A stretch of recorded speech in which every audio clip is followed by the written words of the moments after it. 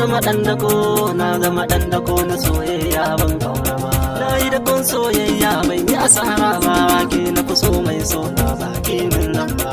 Babu amana kauna ba za ta ɗaure ba, na shiga dajin so ban yi nadama ba, ban yi nadama ba. Ko a cikin san bisa zan iya kai kaina, ba ni bari ko sauro ya taɓa hukina. Tunda na gano ke ce zaɓin ruhina, ke na saka dama na zo zauna gefe na, zo zauna gefe na.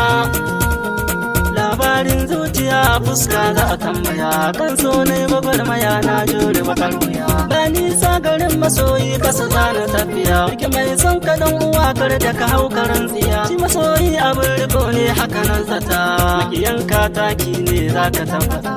Tsara ma da sassaka bai hana gamji ya fita, ni a cikin soyayya na san ne dace.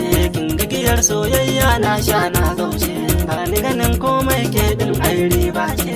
Ni a ido na ke ce komai bambance, da ganin soyayya ka san alkhairi ce. Aure in ka duba ai babbar sunna ce, so ne ya zama sila aure ya zarce.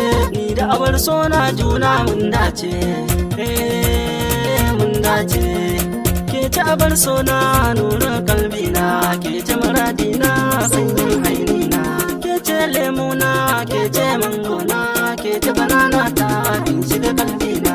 Babu dare rana ke ce tunanina, ba zan iya ne ba barin ki abar sona. Ba zan yi aure ba sai da abar sona, idan har ba ke ba ba zan yi aure ba.